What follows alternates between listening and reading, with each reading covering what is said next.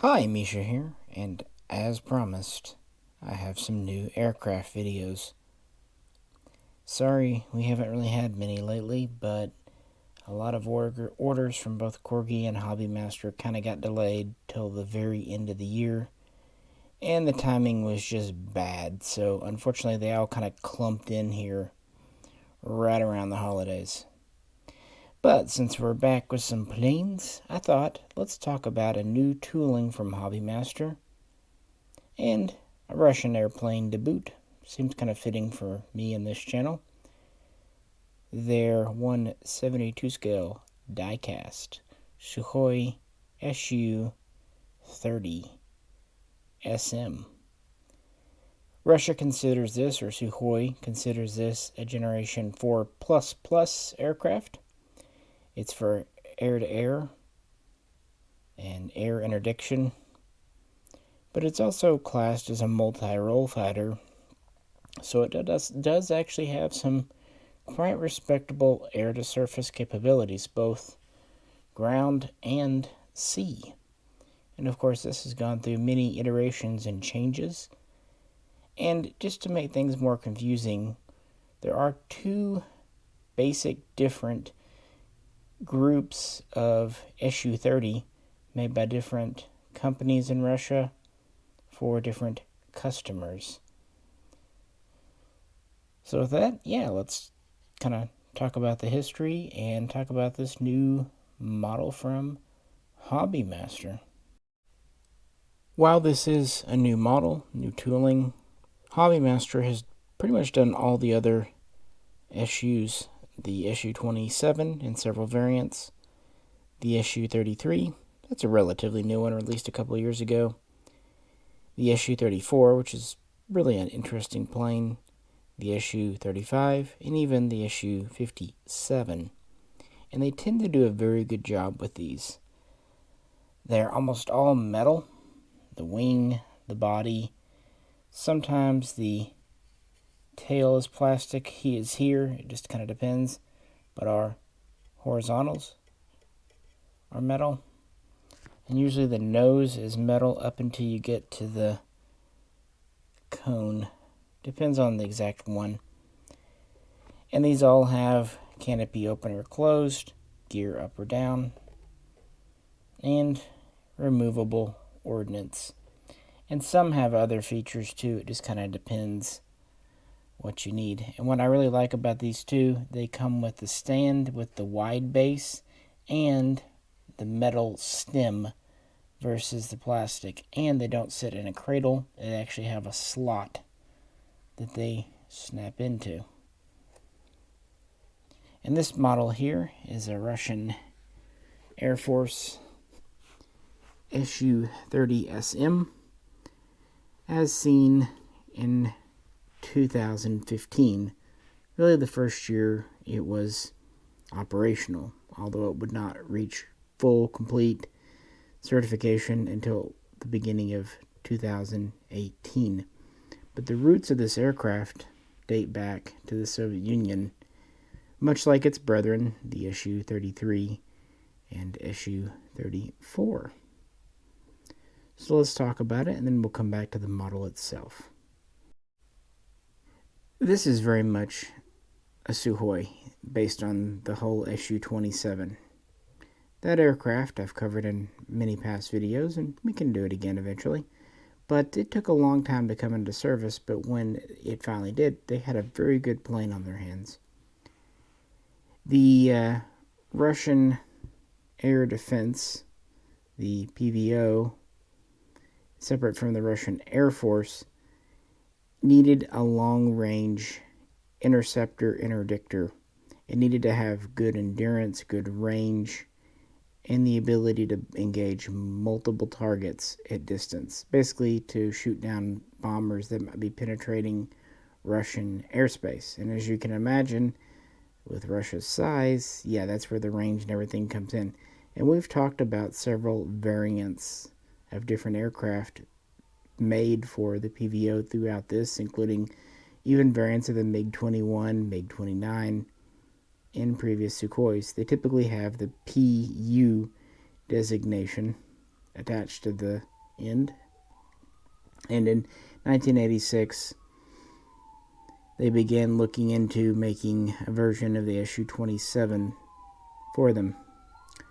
And they decided on the SU-27 UB 2-seat, which is primarily used as a trainer, although it was combat capable, because it would give the 2 seats, but it had the performance like a fighter. And so in June of 1987, they modified one of these as a proof of concept. The idea was to make it an interdictor interceptor, but also allow it to work as an airborne command post if necessary, hence the second crewman. Of course, he was there to run the powerful radar and all that too, much like on a Tomcat. So with the proof of concept showing it was worth pursuing, that this was the right way to go, 2 prototypes were ordered, and the first of these would fly on December 31st, 1989. And with this successful test flight, 3 pre-production models, still known as SU-27PU at the time, were laid down and they started to manufacture them. Of course, in the interim, the Soviet Union fell apart. The Warsaw Pact fell apart. Nevertheless, in April of 1992, the first pre-production SU-27PU would take to the skies, and the Russian Defense Ministry, on behest of the Air Defense Force, would order 5 aircraft. And these would be delivered between 1994 and 1996.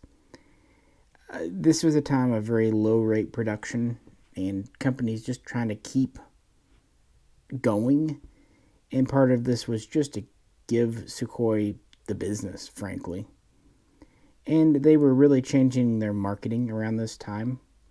And these would be the only true SU-27PUs ordered. But they were changing everything. They changed the SU-27K, the navalized version. It became the SU-33. And the SU-27PU Interceptor became the SU-30. This was for export marketing, and that's really where they were pursuing things, because Russia was going through a depression in the late 90s and lots of budget cuts when it came to military users. And this is kind of where things split off and where we end up getting 2 different versions of this aircraft. The SU-30 MKM and MKA and MK2, these versions were made for China, Vietnam, Indonesia, and Venezuela. And they were very much like the early SU-35, which itself was not much like the later SU-35. It gets very confusing. I did a video last year on the SU-35, so you can look at that. But the SU-35 of the day was kind of the basis of this version, but being a 2-seater. Another version, though, still based more on the SU-27UB, or the original SU-27PU, would be the SU-30 MKI, which was a multi-role interceptor. So still kind of focusing on air-to-air combat and long-range endurance, all that, but giving it some air-to-ground attackability. This version was created for India. And the Russian Air Force, and eventually Russian Navy too, would see this version, known as the SU-30 MKI, and really take a shine to it. Their existing SU-27PUs had been put into service in the 90s, but as the squadron they were sent to disbanded, they were actually transferred to aerobatics teams, and so it was proving to be a pretty decent aircraft with some neat features. But for the Russian military, they would create this version here, the SU-30SM. Essentially the same as the MKI, but instead of having equipment, electronics, computers, software, geared for India and its weapons and needs. It was all Russian stuff geared for Russian weapons and needs, like, of course, the R-27, the R-73, and various Russian ordnance, basically those kinds of changes. And so the SU-30SM was created, and in March of 2012, the first order for roughly 30 was placed from the Ministry of Defense. And then in September of that year, the first true SU-30SM flew. And then in November, the first couple were delivered to the Air Force. And I guess they liked them because in December, they placed a second order, bringing the total up to 60 on order. And so deliveries would commence full scale in 2013. And actually, Sukhoi would be able to deliver these quite quickly because it wasn't revolutionarily new technology, but it was evolutionarily new. So let's talk about features of this aircraft a bit. Size-wise, it's about like other Sukhois, about 72 feet long, with a wingspan of about 48 feet. It has a two-person canopy, and it has quite a powerful radar in the nose, so it has a longer cone here. And like all Sukhois, it has quite a bit of internal fuel tankage, but they were able to extend the range and endurance from anywhere from 4 hours to 4.5 hours on existing fuel. Plus, it has the ability to refuel in the air, extending the range and duration up to 10 hours, if needs be. It uses the same AL-31F engines as many other Sukhois, but it does have vectored thrust, like a lot of their later aircraft. In fact, a lot of the features are kind of here. Top speed is about Mach 2, so it's a little bit slower than others, but again, speed wasn't the biggest thing. Maximum altitude was just under 57,000 feet, so enough. And as far as its payload, again, we're kind of like a lot of others. It can carry up to 18,000 pounds, has a total of 12 hardpoints. Although, as you see on this model, they're not always fill up. This one has 4 R-27 and 4 R-73 air-to-air missiles, short and medium range. That's common. It also has 2 air-to-surface guided bombs. This could carry quite a range, and that was kind of part of the update program to make it a multi-role fighter, carrying the KH-29, KH-59, or even the KH-31, which variants of it could either be anti-radiation or even anti-ship, because the Russian Navy also became interested and would order these in smaller numbers after the Air Force had success. By this point, the old VVS and PVO were disbanded and reorganized, and now they're actually the Russian Aerospace Forces and all that, yada yada. The point is, this was able to carry not only rockets and dumb bombs, but also laser-guided munitions, anywhere from 250 pounds to 250 kilograms, I should say, to 500 kilograms, up to 1,500 kilograms. It wasn't primarily a bomber, but it had that ability. And that was kind of new for the 30SM over the original SU-27PU. Pretty standard, though, as far as that goes. It also has one 30mm cannon with 150 rounds as standard on board, just in case it ever needs to do that. So, by 2016, the first order was completed, but in April of that year, additional aircraft were ordered, again primarily by the Air Force, but some by the Navy. And the Navy wasn't just planning on using these for its land-based air arm, but also looking into deploying these off vessels, trying to work on that. which I'm not 100% sure how successful that's been. But this one has, of course, the Russian version has the canards, which are advantageous. They're usually here to kind of offset the additional weight up front between the two-man cockpit and the much heavier, more powerful radar. Also, we have the thrust vectored engines, which can be of some benefit. And this can carry about 4,000 pounds more than the Navy's SU-33. Has longer range, higher ceiling, and a crew of 2, like I said. Based on, orders, there would be up to 116 in service and now over 130. Again, primarily with the Air Force, nearly 100 of those, but the remainder in the Navy. And it's quite interesting. This is one of the consistent orders that the Russians have placed. They talk a lot about the SU-57, their 5th generation, but they've actually put a lot more money into the SU-30 and even SU-35, as well as the SU-34, because it's a more practical, useful multi-role aircraft.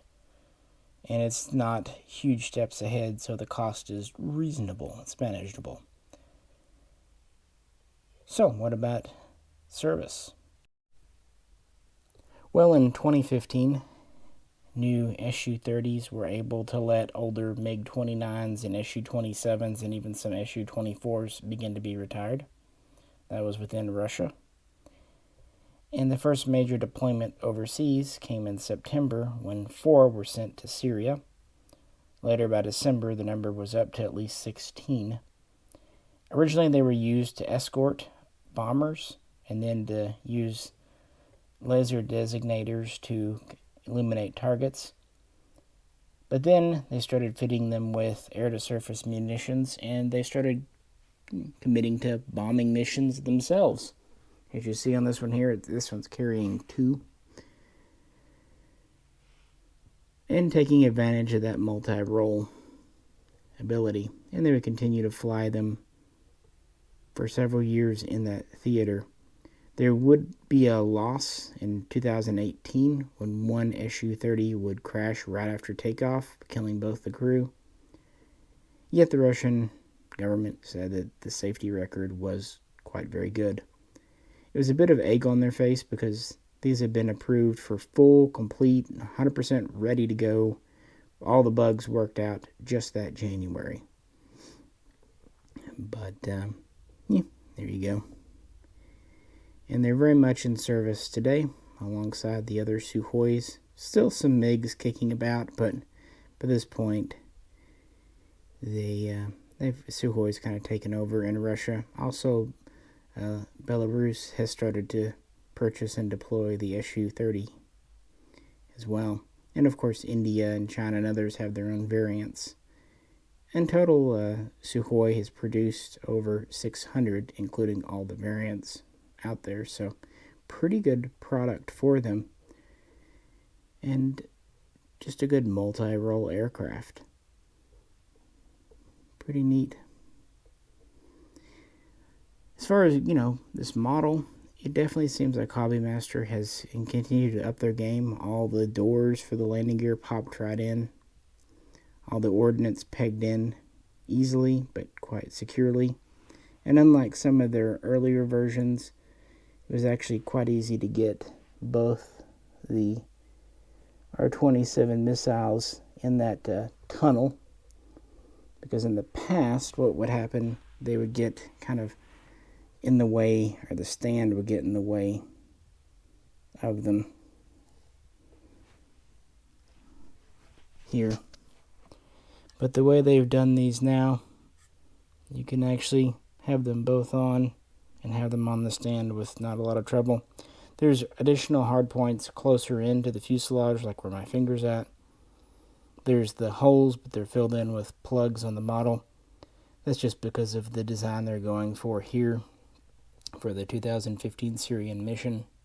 That's what this is supposed to be of. Other models, I'm sure, will come with ordnance that will go there, but This is kind of a neat one. Total of 8 air-to-air missiles and 2 air-to-surface, which would be, pretty much the most you would ever carry in a combat theater as such. The model in 1/72 scale is actually quite a good size. It doesn't have adjustable engine exhaust like on their SU-35, and like on their SU-27 it doesn't have a positionable air brake, but that's okay. There's a lot of other things going on, again, like the canards and the canopy here. Quite heavy too.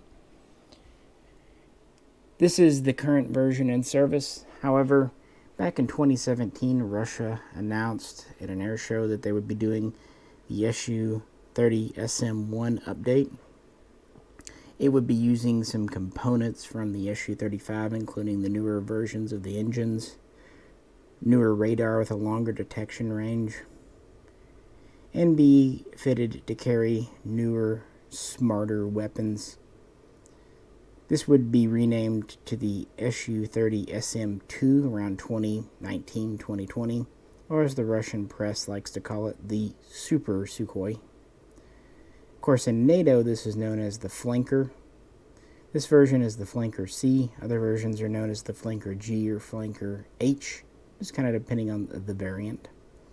So right now in Russia, the existing SU-30SMs are being updated to the new SU-30SM2 standard. Not only do these have more thrust and better radars, the fact that they're using more components in common with the SU-35 just makes fleet maintenance that much easier. It's just all around a good idea. They're also ordering new built SU-30SM2 airframes. They're not going to all just be, pre-existing ones updated. And they're still very much the first SM2 flew in 2020, and the first deliveries were last year in 2021, and updates and deliveries continue in 2022. It will be interesting to see how these perform and how the Navy ends up using them. But this kind of completes our fleet. Again, we've talked about the SU-33, SU-34, SU-35, and Hobbymaster has done models of those. But this is their first SU-30. Other companies have done SU-30s, like Air Force One,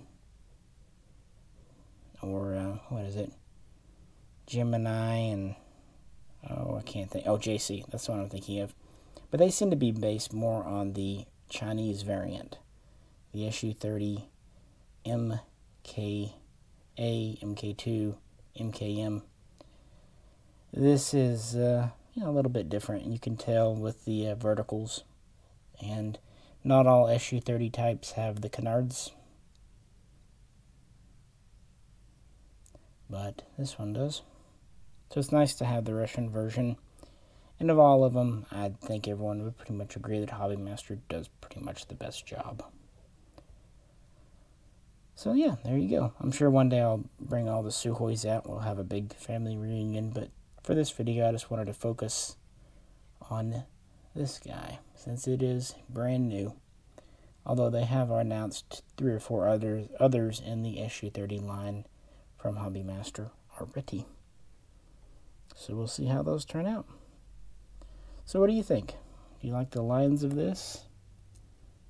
Or do you prefer some of the older ones? Let me know in the comments. With that, I appreciate you tuning in. If you could, do please comment. Liking, sharing, subscribing, also great ideas. This is Misha. Catch you very soon. Next time.